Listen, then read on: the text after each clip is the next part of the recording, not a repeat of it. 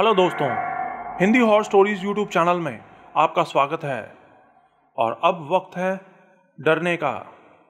अगर आपको भूतों और चुड़ैलों की सच्ची डरावनी कहानियां सुनना पसंद है तो जल्दी से मेरे चैनल को सब्सक्राइब कर लीजिए। मैं हर हफ्ते आपके लिए बहुत सी सच्ची डरावनी कहानियां लेकर आता हूं। साथ ही आप मेरा एनिमेशंस चैनल और कॉमिक्स चैनल भी सब्सक्राइब कर सकते हैं। लिंक्स आपको नीचे मिल जाएंगे। आज मैं आप लोगों के लिए लेकर आया हूं व्यूअर्स की भेजी कुछ मजेदार सच्ची डरावनी कहानियां। तो खुद भी सुनिए और अपने दोस्तों के साथ भी शेयर कीजिए और मजा लीजिए इन सच्ची कहानियों का।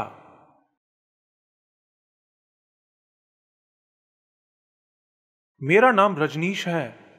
मैं बिहार के पटना जिले के चैनपुर गांव में रहता हूं। मैं जो बात आपको बता रहा हूं ये साल 2002 की है। हमारे पड़ोस में एक और घर था। उस घर की छत हमारे घर से इतना पास थी कि हम आसानी से इधर से उधर जा सकते थे। मैं तब 10 साल का था। वो दिसंबर का महीना था। तो एक दिन सुबह सुबह मेरी आंख खुली तो देखा कि बाहर से बहुत सारी औरतों की रोने की आवाजें आ रही थी। देखने के लिए मैं बाहर जाने लगा तो मेरी दादी ने मुझे रोक लिया।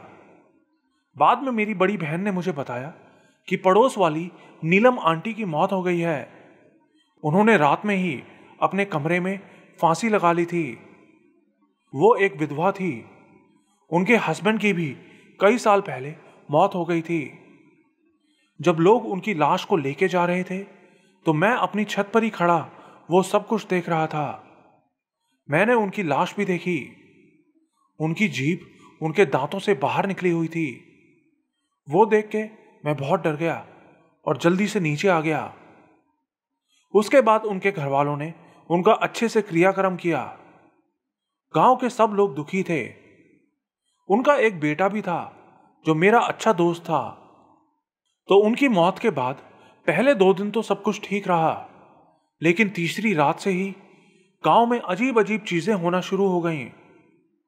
एक रात एक आदमी गली में टॉयलेट कर रहा था तो दूर सामने वाली गली में उसे एक औरत खड़ी दिखाई दी, लेकिन उसने ज्यादा ध्यान नहीं दिया और अपने घर के अंदर चला गया। अगले दिन उसने ये बात सबको बताई तो औरों ने भी उसकी बात पर ज्यादा ध्यान नहीं दिया। लेकिन फिर उसी रात से गांव के सब घरों की छतों पर रात के वक्त किसी के चलने और किसी के दौड़ने की आवाजें आने लगीं।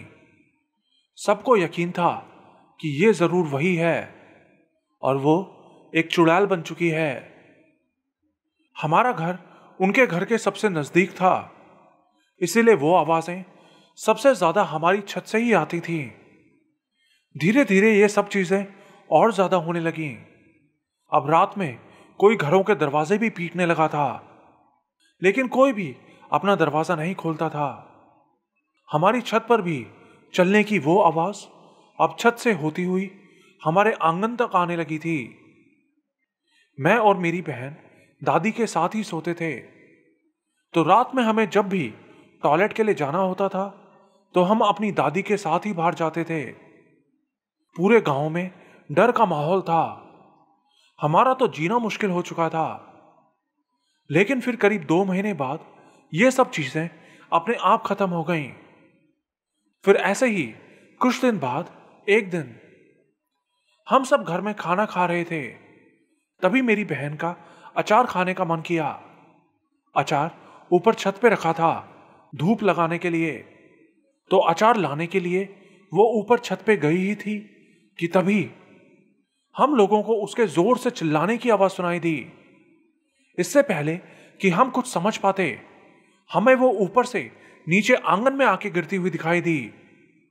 पापा ने जल्दी से भाग के उसको उठाया तो देखा कि उसके सिर से खून निकल रहा था। वो बेहोशी की हालत में कुछ कुछ बोले जा रही थी।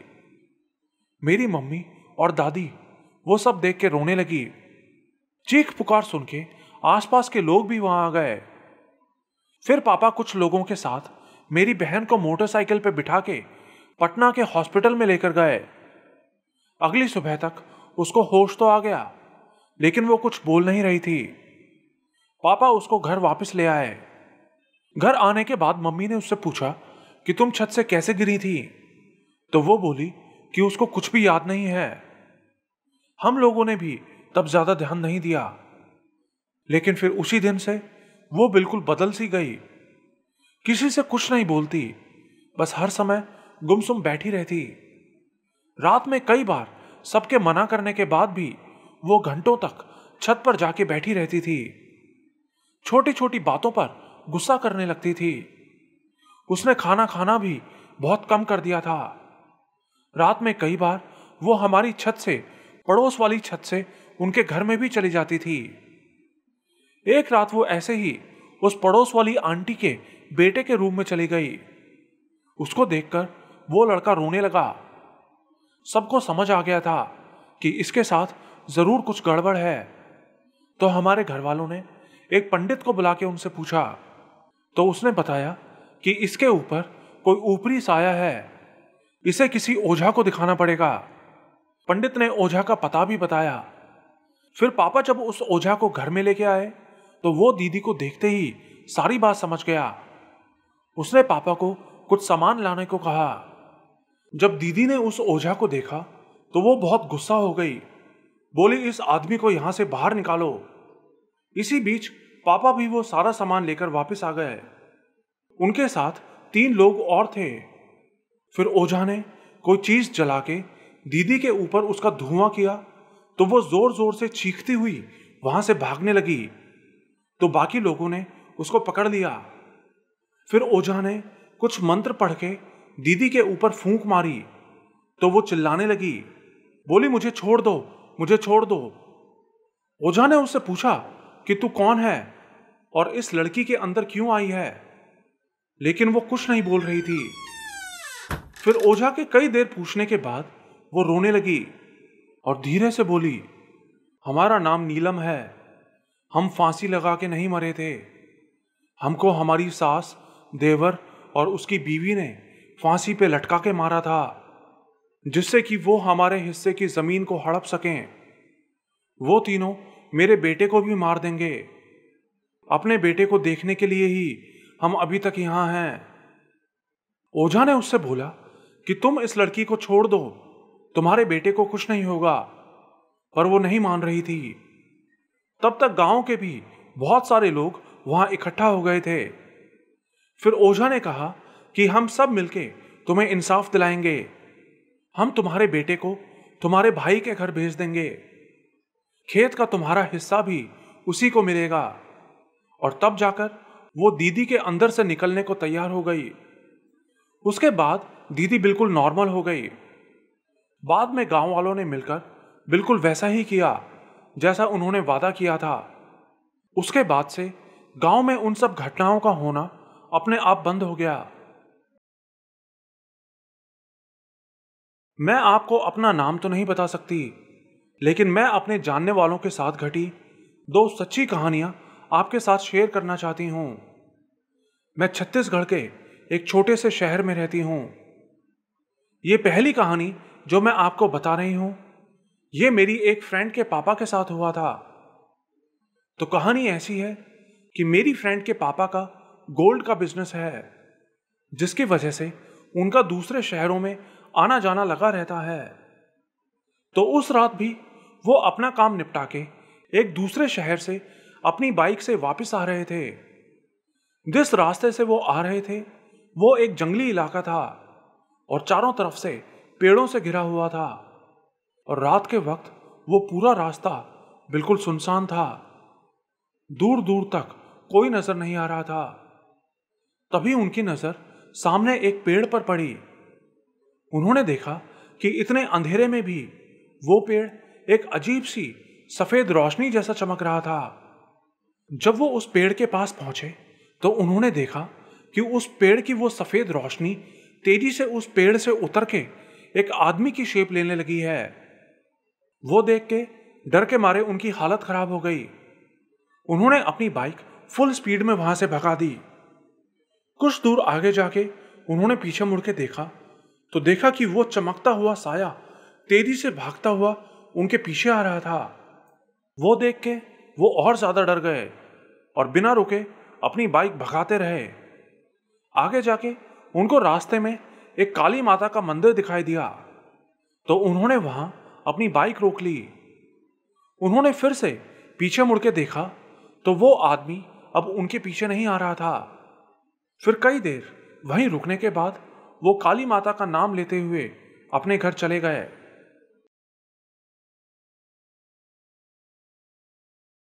ये अगली कहानी जो मैं बता रही हूं, ये सब कुछ मेरी बड़ी मामी की बेटी के साथ हुआ था। ये सब कुछ हम लोगों ने अपनी आंखों से होता देखा था। ये आज से करीब 8 साल पहले की बात है। मेरी बड़ी मामी के बेटे की शादी थी। शादी में हम सब लोग गए थे। वहां हम सब ने बहुत एंजॉय किया। बारात एक गांव में जानी थी और वो जगह उनके घर से काफी दूर थी, तो बारात शादी के अगले दिन वापस आई। सब कुछ अच्छे से हो गया था। फिर दिन भर सारी रस्म पूरी करते करते हम सब बहुत थक गए थे, इसीलिए रात में 8 बजे तक ही हम सब लोग खाना खा के सोने के लिए लेट गए। गर्मियों के दिन थे, इसलिए कुछ लोग आंगन में तो कुछ लोग ऊपर छत पर सो रहे थे। तभी रात 11 बजे के करीब अचानक मेरे मामा की लड़की ने एक बहुत जोर की चीख मारी। उसकी चीखने की आवाज सुन के हम सबकी आंख खुल गई। सब लोग जल्दी से उसके पास पहुंचे तो देखा कि वो अजीब ही तरीके से बैठी हुई थी। उसकी मां ने उससे पूछा कि क्या हुआ, ऐसे क्यों चिल्लाई थी, लेकिन उसने कोई जवाब नहीं दिया, बल्कि वो अजीब ही तरीके से सबको घूरने लगी और अजीब अजीब हरकतें करने लगी। वो सब देख के घर के लोगों को समझते देर नहीं लगी कि इसके ऊपर कुछ आ गया है। घर के लोग मुश्किल से उसको पकड़ के कमरे के अंदर लेकर आए। तब तक बड़े पापा भी गांव के एक ओझा को वहां ले आए। ओझा के आते ही वो जोर जोर से गुर्राने लगी। उसकी आवाज बहुत भारी हो गई थी। ओझा अपने साथ एक और आदमी को लेकर आया था। उस आदमी ने उसके बालों को जोर से हाथ में लपेट के पकड़ा हुआ था, जबकि वो ओझा उसके सामने बैठा झाड़ फूंक कर रहा था। ओझा ने उससे पूछा कि बता तू कौन है, तो उसके मुंह से भारी सी आवाज आई, नहीं बताऊंगा। तो ओझा ने झाड़ फूंक के साथ साथ जोर जोर से हनुमान चालीसा भी पढ़ना शुरू कर दिया और तब जाके उसने जवाब दिया। उसने बताया कि वो मेरी बहन के लिए नहीं बल्कि मेरे भाई की नई दुल्हन के लिए वहां आया था, लेकिन मेरी बहन ने उसे पहले देख लिया, इसलिए उसने उसे ही पकड़ लिया। ये बात सुन के घर के सब लोग बहुत डर गए। उसके बाद ओझा ने कुछ पूजा की और उनके घर को चारों तरफ से मंत्रों से बांध दिया। उसके कुछ देर बाद ही मेरी बहन को भी होश आ गया। वो पहले जैसी नॉर्मल हो गई थी। फिर अगली सुबह जब उससे सबने पूछा तो उसने बताया कि वो तो रात में आराम से सो रही थी, लेकिन तभी अचानक कुत्तों के भौंकने की आवाज से उसकी आंख खुल गई। आंख खुली तो उसने देखा कि आंगन में एक बहुत बड़ा काला साया खड़ा था। वो देखते ही उसके मुंह से चीख निकल गई। उसके बाद क्या हुआ उसको कुछ याद नहीं था। फिर उसके अगले दिन हम सब भी वहां से अपने घर वापस आ गए। वापस आने के 2 दिन बाद हमने उसकी तबीयत जानने के लिए उसके पास कॉल किया, तो उन्होंने जो हमें बताया वो सुन के तो हम लोगों के होश ही उड़ गए। उन्होंने बताया कि हमारे वहां से आने के बाद मेरी बहन को वही काला साया रात में घर के बाहर खड़ा दिखाई दिया था। उस ओझा ने उनके घर को मंत्रों से बांध दिया था, इसलिए वो उनके घर के अंदर तो नहीं आ सकता था, लेकिन रात में वो उनके घर के बाहर ही घूमता रहता था। और वो एक नहीं बल्कि 3 साए थे, और वो साए सिर्फ उसी को दिखाई देते हैं। ये सब बातें जब उन लोगों ने उस ओझा को बताई तो उसने कहा कि वो उन 3 प्रेतों को नहीं रोक सकता। उन्हें रोकने के लिए किसी बड़े ओझा के पास जाना होगा। तो अगले ही दिन उसके पापा एक और बड़े ओझा को उनके घर पर लेकर आए। घर आके उन्होंने पूरे दिन घर में पूजा पाठ किया। ये सब करने के बाद ओझा ने बताया कि वो उन 3 प्रेतों को रोक नहीं पा रहे हैं। वो प्रेत इसको अपने साथ ले जाएंगे। ओझा ने बताया कि उन तीनों प्रेतों को असल में उस नई दुल्हन के पीछे भेजा गया था, और उन प्रेतों को और किसी ने नहीं बल्कि उन्हीं के पड़ोस में रहने वाली एक औरत ने भेजा था। वो औरत काला जादू करती थी और वो इस नई दुल्हन को मारना चाहती थी, लेकिन गलती से तुम्हारी बेटी ने उन प्रेतों को देख लिया। उन्होंने बताया कि उन्होंने अपनी पूरी शक्ति से उस घर को बांध तो दिया है, लेकिन वो प्रेत बहुत ताकतवर हैं, वो उन प्रेतों को नहीं बांध सकते। उन्होंने कहा कि इस लड़की की जान बचाने का एक ही तरीका है कि इसे जल्दी से यहां से भेज दो, और ये आज के बाद इस जगह फिर कभी वापस ना आए। साथ ही इस घर में अब कोई भी मांस नहीं खा सकता। अगर ऐसा किया तो पूजा का असर कम हो जाएगा। उन सब लोगों ने ऐसा ही किया। मेरी बहन को वहां से उसके ससुराल वापस भेज दिया। उस दिन से आज तक वो अपने मायके वापस नहीं आई है। उनके पड़ोस की वो औरत जो काला जादू करती है, वो आज भी जिंदा है। अभी कुछ ही दिन पहले उस औरत की सगी बहन की मौत हुई है। लोग कहते हैं कि उसी ने अपनी बहन को काले जादू से मारा है।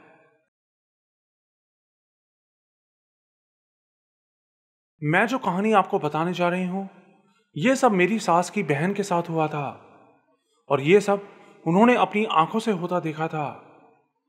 यह हरियाणा के एक छोटे से गांव की बात है। तो आज से 45 साल पहले, जब मेरी सास की बहन सिर्फ 13 साल की थी, वो अपने घर के पास में ही किसी रिश्तेदार के यहां मंगनी में गई थी। वहां से वो 4 लड्डू लेते हुए आ रही थी। जिस रास्ते से वो आ रही थी, वहां बीच में एक जगह एक कुआं पड़ता था। उस कुएं में गांव के 7 लोग कूद के आत्महत्या कर चुके थे, जिनमें से एक उस लड़की की ताई भी थी। तो वहां से आते आते वो थोड़ी देर उस कुएं के पास जाके खड़ी हो गई और लड्डू खाने लगी। वहां से उनको खेत में जाना था, लेकिन लड्डू खाते ही उनके पेट में बहुत तेज दर्द होने लगा। तो वो खेत ना जाके सीधा अपने घर आ गई। घर आने तक उनके पेट का दर्द इतना बढ़ गया था कि वो चीखे मार मार के रो रही थी। किसी ने सलाह दी कि इसके ऊपर जरूर कुछ आ गया है। उन दिनों बाबा वगैरह बहुत कम मिलते थे, और रात के 10 बजे तक ढूंढने पर भी ऐसा कोई नहीं मिला जो उसको ठीक कर सके। किसी ने उनको लगाने को भभूति भी दी, लेकिन उससे भी कोई फायदा नहीं हुआ। जैसे जैसे रात होती जा रही थी, उनके पेट का दर्द और ज्यादा बढ़ता जा रहा था। वो पानी तक नहीं पी पा रही थी। वो जोर जोर से चिल्ला रही थी कि मुझे बचा लो, मुझे बचा लो। उन्होंने वो लड्डू शाम 5 बजे खाए थे, और रात 10 बजते बजते उनके अंदर के वो भूत भी सामने आ गए। घर के लोगों ने उनसे पूछा कि तुम कौन हो?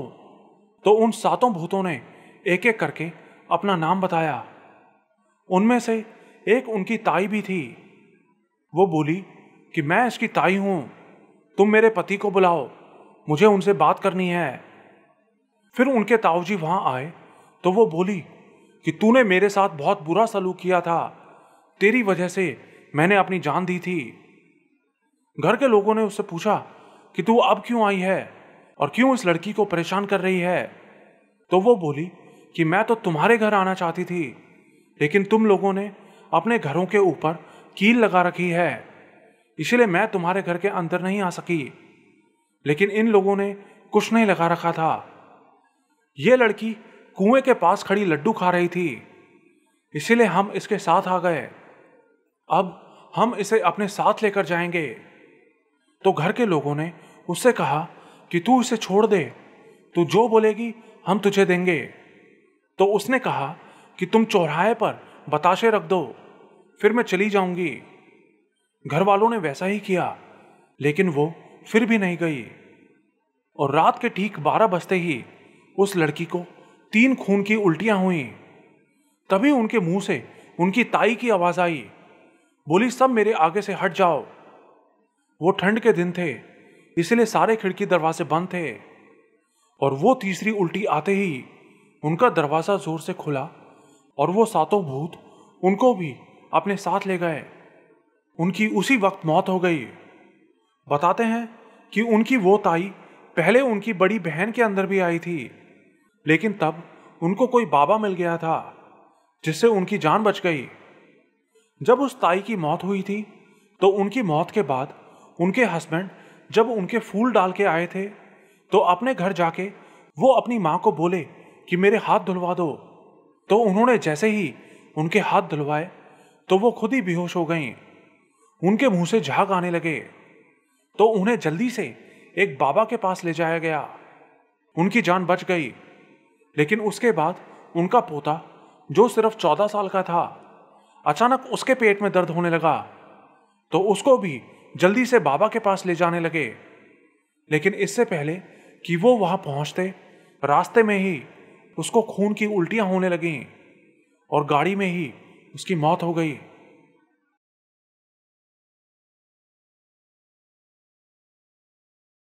मैं आपको अपने गुरुजी के एक केस के बारे में बताना चाहता हूं। इससे पहले भी मैंने आपको उनके एक केस के बारे में बताया था। मेरे गुरुजी के अंदर खंडूबा भगवान आते हैं। तो हुआ ऐसा था कि एक बार मेरे गुरुजी एक केस के लिए पनवेल गए थे। वो केस ऐसा था कि एक घर में एक लड़की के ऊपर किसी डायन का साया आ गया था। उन्होंने हमें बुलाया तो मैं अपने गुरुजी के साथ उनके घर पहुंचा। उन्होंने उसको एक बेड के ऊपर बांध के रखा था। हम जैसे ही उसके पास गए तो वो हमें जोर जोर से गालियां देने लगी और चीखने लगी। तो मेरे गुरुजी ने अपने मंत्रों की मदद से उसको कुछ देर के लिए शांत कर दिया। फिर उसके बाद उन्होंने अपनी शक्ति से पूछा तो उनकी शक्ति ने बताया कि उस लड़की का उतारा अमावस की रात को करना होगा। तो हम उनको अमावस के दिन वापस आने की बात बोल के वहां से चले गए। गुरुजी ने उस लड़की को कमरे में बंद रखने को ही बोला था, लेकिन अमावस से 3 रात पहले ही उसकी मां ने उसके ऊपर तरस खा के उसको खोल दिया। उसको खोलने के थोड़ी देर बाद ही उसकी मां की अजीब ही तरीके से मौत हो गई। मौत हुई तो हमारे पास फिर से उनकी कॉल आई। उन्होंने बताया कि उसको खोल दिया गया है और उसकी मां की भी मौत हो गई है। उसकी मां की 13वीं होने में अभी टाइम था और जब तक उसकी 13वीं नहीं हो जाती तब तक उनके घर में पूजा नहीं की जा सकती थी। तो हमने उनको मीरा दातर दरगाह जाने को कहा। उसके बाद अगले 2 महीनों तक हमारी उनसे कोई बात नहीं हुई। फिर 2 महीनों बाद एक दिन अचानक उनका फोन आया। उन्होंने बताया कि वो मीरा दातर में ठीक हो गई थी, लेकिन वो जैसे ही वहां से वापस अपने घर में आए तो उसको ब्लीडिंग शुरू हो गई। उसने हजरत मीरा दातर का दिया वो ताबीज भी निकाल के फेंक दिया। उन्होंने बताया कि वो डायन फिर से उसके ऊपर आ गई है। उन्होंने हमें फिर से अपने घर में बुलाया तो हम अगले ही दिन उनके यहां पहुंच गए। हमको देखते ही वो बोली कि तुम फिर से यहां आ गए, लेकिन मैं इसको नहीं छोड़ूंगी, मैं इसको लेकर जाऊंगी। तुम मुझे नहीं रोक सकते, मुझे कोई नहीं रोक सकता। तो फिर मेरे गुरुजी ने मंत्रों का उच्चारण शुरू किया तो वो जोर जोर से चिल्लाने लगी और फिर कुछ देर बाद वो बेहोश हो गई। गुरुजी ने कहा कि आज ही इसका उतारा करना पड़ेगा। हमने उनको कुछ सामान लाने को बताया तो वो जैसे ही सामान लेने जाने लगे, उनकी बाइक का टायर पंक्चर हो गया। तो वो गुरुजी के पास वापस आए और बोले कि विघ्न आ रहे हैं। तो गुरुजी ने एक नींबू लिया और उसमें मंत्र फूंक के उनको दे दिया। बोला अब जाओ। फिर कुछ देर बाद वो सामान लेके आ गए। उसके बाद गुरुजी ने उसका उतारा शुरू किया। उन्होंने उससे पूछा कि बता तेरा नाम क्या है। वो बोली नहीं बताऊंगी। तो फिर गुरुजी ने काली पाठ का उच्चारण शुरू किया तो वो बोली कि मुझे इसी गांव से किसी ने भेजा है इसको खत्म करने के लिए। तो उसके बाद गुरुजी ने झाड़ फूंक शुरू कर दिया उसको बाहर निकालने के लिए। लेकिन तभी जिस तांत्रिक ने उसको वहां भेजा था उसको भी उस बारे में पता चल गया कि हम उसे उतार रहे हैं। तो वो भी दूसरी तरफ से अपनी ताकत लगाने लगा। वो भी बहुत ताकतवर तांत्रिक था। हमें नहीं पता था कि अब क्या होने वाला है, लेकिन तभी मेरे गुरुजी के शरीर में खंडूबा भगवान ने प्रवेश कर लिया। उन्होंने कुछ पानी की छींटें उस लड़की पे फेंकी तो वो बेहोश हो गई। वो दुष्ट डायन उसके अंदर से चली गई थी। उसके बाद गुरुजी ने उसे एक तावीज पहनने के लिए दिया। आज वो लड़की पूरी तरह से ठीक है।